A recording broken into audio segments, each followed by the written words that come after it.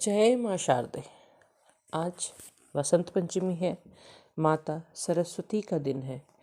माता सरस्वती के स्वरूप के बारे में, वो कौन है, इस बारे में हर कोई जानता है कि माता सरस्वती ज्ञान की देवी है, बुद्धि की देवी है। लेकिन उससे भी ज़्यादा क्या, उससे भी ज़्यादा उनके बारे में बहुत कुछ है। आपने उनका स्वरूप देखा है कि वो श्वेत कमल पर बैठी है, हाथों में वीणा है, स्फटिक की माला है, पुस्तक है, वो वीणा बजा रही है। पर उससे भी ज़्यादा कभी जाना है माता सरस्वती का जो स्वरूप? देखिए, देवी विविध स्वरूपों में नज़र आती है और हर स्वरूप हमें कुछ बताता है। हर स्वरूप हमारे अंदर एक नई ऊर्जा, नया ज्ञान, नया ऑरा लेकर के आता है। तो माता सरस्वती का जो ऑरा है वो शांत, करुणा से भरा हुआ है, ज्ञान से भरा हुआ है। उसमें, इस ज्ञान में अहंकार नहीं है। तो पहला शब्द, पहला स्वरूप यही आता है कि अपने अंदर कभी अहंकार मत लेकर के आइए, ज्ञान के मार्ग में बढ़िए। जितना अधिक जान सकते हैं जानिए, वो आपको ज्ञान देती है। जब आप उनकी शरण में होते हैं, आगे बढ़ते जाते हैं, तो वो आपको ज्ञान प्रदान करती है। पर वो ज्ञान कभी आपके अंदर अहंकार ना लेकर के आए। वो अहंकार आपके अंदर नहीं आना चाहिए।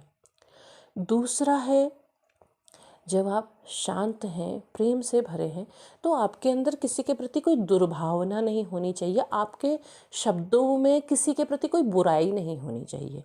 वो नहीं लेकर के आनी चाहिए। वो बुराई, वो दुर्भावना कभी नहीं लेकर के आनी चाहिए, क्योंकि वो आपके बुद्धि के स्तर को नीचे ले जाती है।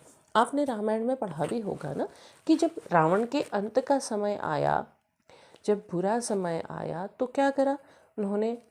उनकी बुद्धि हर ली, क्योंकि वो बुराई तो बहुत कर रहा था पर, किंतु रावण महाज्ञानी था, तो उसकी बुद्धि हर ली गई, क्योंकि अब उसके कर्मों का फल उसको मिलने जा रहा था। तो ऐसे ही कृष्ण ने रुक्मिणी के, जब कृष्ण को विजय के लिए आवश्यकता थी, तो उन्होंने क्या करा? उन्होंने माता सरस्वती से प्रार्थना करी कि जो भी बुरे व्यक्ति हैं, आप उनकी बुद्धि से आप चली जाएं। लेकिन ये एक प्रार्थना और एक तर्क आपको बताया जाता है। वास्तव में क्या था कि जब व्यक्ति गलत मार्ग में बढ़ता चला जाता है, किसी की वाणी किसी के लिए बहुत बुरा बोल रही है, किसी की बुद्धि किसी के लिए बुरा सोच रही है, तो माता सरस्वती वहाँ से प्रस्थान कर जाती हैं, वो चली जाती है। फिर व्यक्ति क्या करता है? गलत मार्ग में प्रवृत्त होता है, गलत मार्ग में चलने लगता है। तो इसीलिए आप कहते हैं कि हम ईश्वर को कैसे प्रसन्न करें, कैसे प्राप्त करें? उनके प्रसन्न होने की चीज़ें करके। रात भर आप पूजा कर रहे हैं, दिन भर आप पूजा कर रहे हैं, आप कठोर तप कर रहे हैं, उससे बेहतर है कि आप आचरण में अच्छाई लेकर के आ रहे हैं, आचरण में अच्छी चीज़ें लेके आ रहे हैं। मनसा वाचा कर्मणा। आप अगर अपने मन से, अपने वाणी से, अपने कर्म से अच्छे काम कर रहे हैं, तो अपने आप ही ईश्वर आपके साथ चलने लगते हैं। आपको विशेष रूप से बुलाने की ज़रूरत नहीं होती है, क्योंकि ये कली युग है। यहाँ पर उतने बड़े कर्म कांड जो वेदों में लिखे गए हैं, वो संभव नहीं है।